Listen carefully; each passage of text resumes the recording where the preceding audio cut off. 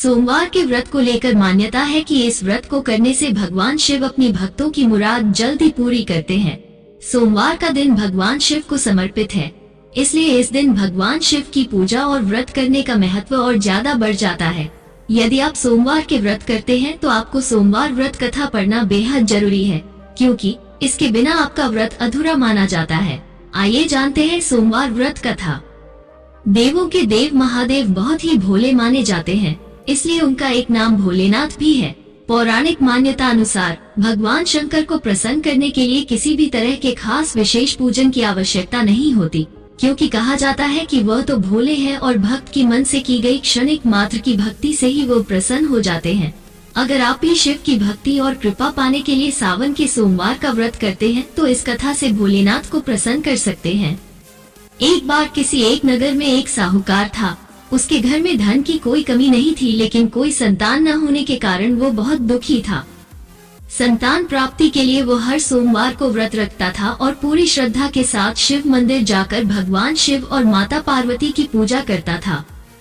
उसकी भक्ति देखकर एक दिन माँ पार्वती प्रसन्न होकर भगवान शिव से साहूकार की मनोकामना पूर्ण करने का निवेदन किया। पार्वती जी के आग्रह पर भगवान शिव ने कहा कि हे पार्वती, इस संसार में हर प्राणी को उसके कर्मों का फल मिलता है और जिसके भाग्य में जो हो उसे भोगना ही पड़ता है। लेकिन पार्वती जी ने साहूकार की भक्ति देखकर उसकी मनोकामना पूर्ण करने की इच्छा व्यक्त की। माता पार्वती के आग्रह पर शिव जी ने साहूकार को पुत्र प्राप्ति का वरदान तो दिया, लेकिन उन्होंने बताया कि यह बालक 12 वर्ष तक ही जीवित रहेगा। माता पार्वती और भगवान शिव की बातचीत को साहूकार सुन रहा था, इसलिए उसे ना तो इस बात की खुशी थी और ना ही दुख। वो पहले की भांति शिव जी की पूजा करता रहा। कुछ समय के बाद साहूकार की पत्नी ने एक पुत्र को जन्म दिया। जब वो बालक 11 वर्ष का हुआ तो उसे पढ़ने के लिए काशी भेज दिया गया। साहूकार ने पुत्र के मामा को बुलाकर उसे बहुत सारा धन देते हुए कहा कि तुम इस बालक को काशी विद्या प्राप्ति के लिए ले जाओ। तुम लोग रास्ते में यज्ञ कराते जाना और ब्राह्मणों को भोजन दक्षिणा देते हुए जाना। दोनों मामा भांजे इसी तरह यज्ञ कराते और ब्राह्मणों को दान दक्षिणा देते काशी नगरी निकल पड़े। इस दौरान रात में एक नगर पड़ा जहां नगर के राजा की कन्या का विवाह था, लेकिन जिस राजकुमार से उसका विवाह होने वाला था वो एक आंख से काना था। राजकुमार के पिता ने अपने पुत्र के काना होने की बात को छुपाने के लिए सोचा, क्यों न उस साहूकार के पुत्र को दूल्हा बनाकर राजकुमारी से विवाह करा दूं। विवाह के बाद इसको धन देकर विदा कर दूंगा और राजकुमारी को अपने नगर ले जाऊंगा। लड़के को दूल्हे के वस्त्र पहनाकर राजकुमारी से विवाह करा दिया गया। साहूकार का पुत्र ईमानदार था, उसे यह बात सही नहीं लगी, इसलिए उसने अवसर पाकर राजकुमारी के दुपट्टे पर लिखा कि तुम्हारा विवाह तो मेरे साथ हुआ है, लेकिन जिस राजकुमार के संग तुम्हें भेजा जाएगा वो एक आंख से काना है। मैं तो काशी पढ़ने जा रहा हूँ।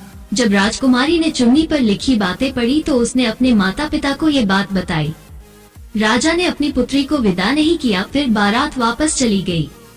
दूसरी ओर साहूकार का लड़का और उसका मामा काशी पहुँचे और वहां जाकर उन्होंने यज्ञ किया। जिस दिन लड़का 12 साल का हुआ उस दिन भी यज्ञ का आयोजन था। लड़के ने अपने मामा से कहा कि मेरी तबीयत कुछ ठीक नहीं है। मामा ने कहा कि तुम अंदर जाकर आराम कर लो। शिवजी के वरदानुसार कुछ ही देर में उस बालक के प्राण निकल गए। मृत भांजे को देख उसके मामा ने विलाप करना शुरू किया। संयोगवश उसी समय शिवजी और माता पार्वती उधर से जा रहे थे। पार्वती माता ने भोलेनाथ से कहा, स्वामी, मुझे इसके रोने के स्वर सहन नहीं हो रहा, आप इस व्यक्ति के कष्ट को अवश्य दूर करें।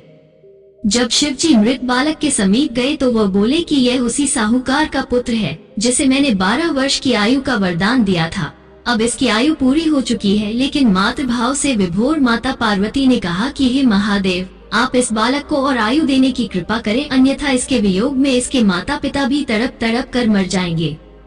माता पार्वती के पुनः आग्रह पर भगवान शिव ने उस लड़के को जीवित होने का वरदान दिया। शिवजी की कृपा से वो लड़का जीवित हो गया। शिक्षा पूरी करके लड़का मामा के साथ अपने नगर की ओर वापस चल दिया। दोनों चलते हुए उसी नगर में पहुँचे जहाँ उसका विवाह हुआ था। उस नगर में भी उन्होंने यज्ञ का आयोजन किया। उस लड़के के ससुर ने उसे पहचान लिया और महल में ले जाकर उसकी खातिरदारी की और अपनी पुत्री को विदा किया। इधर साहूकार और उसकी पत्नी भूखे प्यासे रहकर बेटे की प्रतीक्षा कर रहे थे। उन्होंने प्रण कर रखा था कि यदि उन्हें अपने बेटे की मृत्यु का समाचार मिला तो वह भी प्राण त्याग देंगे, परंतु अपने बेटे के जीवित होने का समाचार पाकर वह बेहद प्रसन्न हुए। उसी रात भगवान शिव ने साहूकार के स्वप्न में आकर कहा, हे श्रेष्ठी, मैंने तेरे सोमवार के व्रत करने और व्रत कथा सुनने से प्रसन्न होकर तेरे पुत्र को लंबी आयु प्रदान की है। इसी प्रकार जो कोई सोमवार व्रत करता है या कथा सुनता और पढ़ता है उसके सभी दुख दूर होते हैं और सभी मनोकामनाएं पूर्ण होती हैं। सदैव प्रसन्न रहिए। याद रखिए, जो प्राप्त है वही पर्याप्त है। यदि आप भी भगवान शिव के सच्चे भक्त हैं, तो इस चैनल को लाइक और सब्सक्राइब करें, हमें उत्साहित करें, ताकि हम आपके लिए रोज ऐसी ज्ञानवर्धक और भक्ति से परिपूर्ण कहानियाँ लेकर आते रहे। धन्यवाद। हर हर महादेव।